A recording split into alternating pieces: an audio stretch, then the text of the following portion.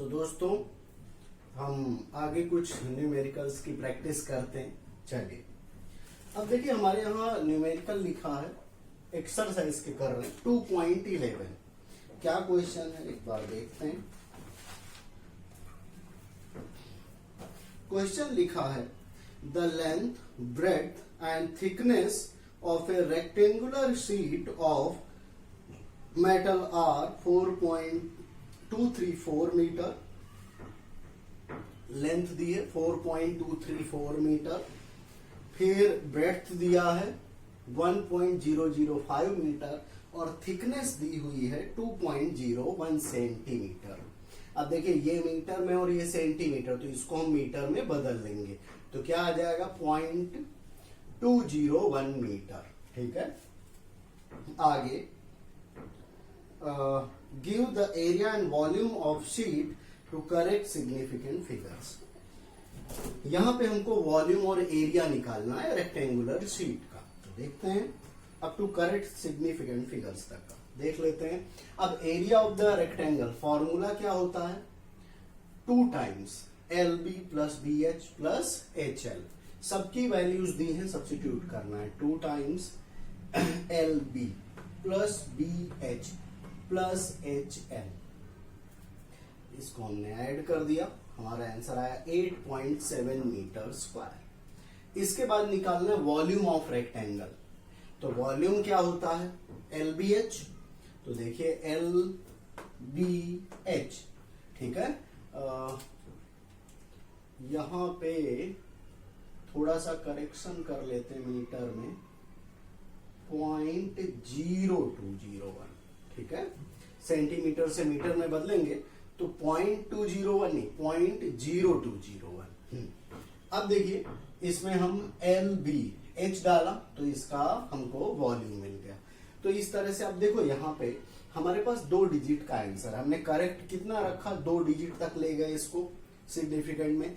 तो जो हमारा वॉल्यूम है वो भी 2 डिजिट का ही सिग्निफिकेंट बनना चाहिए, इसीलिए इसमें 2 डिजिट थी तो हम भी यहाँ पे 2 डिजिट तक ही हमने उसको निकाला है। तो इस तरह से हम निकाल सकते हैं वॉल्यूम और एरिया। अब इसके बाद है क्वेश्चन 12 नंबर का, देख लेते हैं क्या है। लिखा है the mass of a box measured by A grocers balance is 2.300 kg। एक बॉक्स है जिसका की मास है 2.300 kg। Mass of the box हमने कैपिटल M ले लिया, कितना है 2.300 kg। आगे बोल रहा है 2 gold pieces of masses 20.15 gram and 20.17 gram are added to the box. इस बॉक्स में 2 गोल्ड के पीस ऐड किए जाते हैं। तो फर्स्ट पीस का मास कितना है, mass of first gold piece M1 equal to this much gram. अब देखिए हमको बड़े बॉक्स जो है उसका मास केजी में है तो इसको भी केजी में बदलना पड़ेगा। तो केजी में बदलेंगे तो क्या आ जाएगा 0.02015। फिर बोल रहा है mass of second gold piece, तो ये भी ग्राम में दिया, इसको फिर से हम केजी में बदल देंगे। ठीक है, कैसे बदलेंगे ये हम प्रीवियस लेक्चर में सीख चुके हैं। अब देखिए इसके बाद हमको पूछ रहे हैं कि ए पार्ट में what is total mass of the box. हमको फर्स्ट पार्ट में निकालना है टोटल मास। तो कैसे निकालेंगे, ऐड कर देंगे टोटल मास। तो M dash equal to M plus M1 plus M2, सबकी वैल्यूज डाल दी, ऐड किया, आ गया 2.3 kg। तो ये आ गया टोटल मास। अब बोल रहा है इसके बाद बी पार्ट में कह रहे हैं the difference of masses of the pieces to correct significant figure. हमको जो ये पीसेस आई, गोल्ड पीसेस थी, इनके मास का डिफरेंस निकालना है up to correct significant figure तक। अब देखो ये जो हमारा आंसर है ये 2 डिजिट में है, यानी 2 सिग्निफिकेंट फिगर्स हमने काम किया है। तो जो डिफरेंस है उसमें 2 सिग्निफिकेंट फिगर तक ही हमको आंसर रखना है।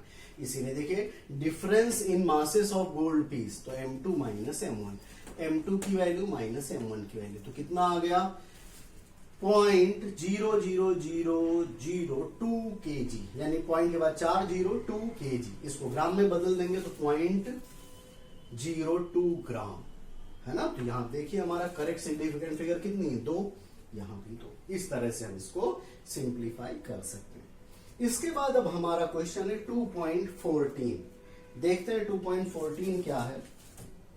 ये क्वेश्चन में हमको कह रहा है कि हमको करेक्टनेस फाइंड करनी है, to check the consistency of to check the consistency by using dimensional method. आपको पता है हमने यूजेज ऑफ डायमेंशनल फॉर्मूला पढ़ा था, वहां 3 यूजेस थे, उसमें ये था। हम प्रीवियसली भी काम कर चुके हैं इस पे, 1-2 एग्जांपल सॉल्व कर चुके हैं, आज फिर देख लेते हैं। तो इसमें हमको अलग अलग इक्वेशन दिए हैं 4, और हमको ये चेक करना है कि ये डायमेंशनली करेक्ट है या नहीं है। तो आपको याद होगा दोस्तों कि हम कैसे चेक करते थे।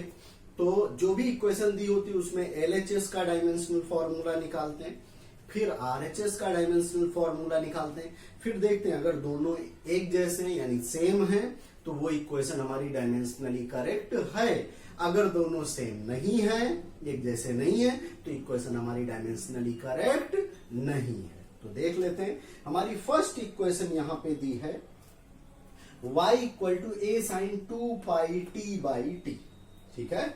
अब इसको हमको निकालना है। अब देखिए इसके जो नोटेशन है वो हमारे यहाँ टेक्स्ट बुक में क्वेश्चन में दिए हुए हैं। तो y क्या है, तो y यानी डिस्टेंस, लेंथ होती है। a क्या है, ये भी लेंथ है। यहाँ पे a क्वेश्चन नंबर 14 में दिया हुआ है a मैक्सिमम डिस्प्लेसमेंट यानी एम्पलीट्यूड, t क्या है, टाइम पीरियड, ठीक है। तो हमको इस तरह से इसको निकालना है। पहली इक्वेशन को देखते हैं। अब इसमें एलएचएस में क्या है, y, तो LHS equal to y, y क्या हुआ, लेंथ, तो लेंथ का डायमेंशनल फॉर्मूला L1। अब हम आरएचएस में जाएंगे, तो आरएचएस में क्या लिखा है, a साइन 2πt/t। अब देखो a क्या है, मैक्सिमम डिस्प्लेसमेंट यानी एम्पलीट्यूड, तो एम्पलीट्यूड मतलब लेंथ ही होता है, तो L1। साइन, तो साइन ऐसे ही लिख दिया। फिर 2π तो कांस्टेंट है, t क्या है, टाइम, तो t1। नीचे वाला t क्या है, वो भी टाइम पीरियड, तो t1। तो ये t1 कैंसल हो गया, हमारे पास आरएचएस में क्या आया, L1। अब देखो एलएचएस में क्या था, L1, आरएचएस में क्या बचा, L1। तो हम इसका मतलब क्या है कि LHS equal to RHS, that means the equation is dimensionally correct, ठीक है। आप इसको ऐसा भी समझ सकते हो कि साइन का फंक्शन हमने पढ़ा था, साइन ये ट्रिग्नोमेट्रिकल फंक्शन, एक्सपोनेंशियल फंक्शन या फिर लॉगरिथमिक फंक्शन, ये सब डायमेंशन लेस होते हैं। तो आप इस तरह से भी ले सकते हो कि हमने इसको हटा सकते हैं। इसके बाद बी वाली इक्वेशन क्या है, y equal to a sine vt, v क्या है, वेलोसिटी यहाँ पे। अब देखो फिर से एलएचएस, तो y का क्या आ जाएगा, L1। अब आरएचएस में जाओ, a साइन vt, a का क्या हो जाएगा, L1 साइन, v का क्या हो जाएगा, v वेलोसिटी है, तो L1t-1। फिर क्या बचा, t, तो t1। अब इसका क्या आ जाएगा, L1 साइन, इस t1 से t1 कैंसल हो जाएगा पावर, तो क्या बचेगा, L1। अब हमारी आरएचएस में, अब यहाँ साइन की वैल्यू साइन 1 हो गया था तो हटा दिया था, यहाँ साइन L1 लिखा है तो इसको नहीं हटा सकते हम। तो यहाँ एलएचएस में तो L1 था और आरएचएस में L1 साइन L1, तो हम ये दोनों चीजें एक जैसी नहीं है, सेम नहीं है, इसीलिए LHS is not equal to RHS, so equation is dimensionally incorrect, है ना। सी पार्ट में देखते हैं क्या है equation, y equal to a/t sine t/a। फिर से एलएचएस का लिख दिया, आरएचएस a/t साइन t/a। अब a/t, a मैक्सिमम डिस्प्लेसमेंट यानी लेंथ, तो L1, t का t1 साइन, t का t1, a का L1। अब इसको ऊपर ले जाओ तो L1t-1 साइन, l ऊपर चला जाएगा, L-1t1। अब देखो आरएचएस में ये आया और एलएचएस में तो सिर्फ L1 है, तो ये भी LHS is not equal to RHS, so dimensionally incorrect. D वाले में देखते हैं, इक्वेशन है y equal to a√2 sine 2πt/t plus cos 2πt/t। फिर से एलएचएस में तो आ जाएगा वही। अब आरएचएस की ये इक्वेशन है a√2 sine 2πt/t plus cos 2πt/t। अब इसको हम सिंप्लीफाई करते हैं। a का क्या होगा L1, √2 नंबर है, नंबर डायमेंशनलेस होता है इसीलिए नहीं लिखा। साइन लिख दिया। 2 पाई फिर से कांस्टेंट वैल्यू है, नंबर है, 2 नंबर है और पाई कांस्टेंट है, तो ये डायमेंशनलेस होते हैं, तो t का t1 लिख दिया, इस t का भी t1 लिख दिया। प्लस कॉस, फिर से 2 पाई आया, तो 2 पाई फिर से हटा देंगे हम, t का t1 बाई t1।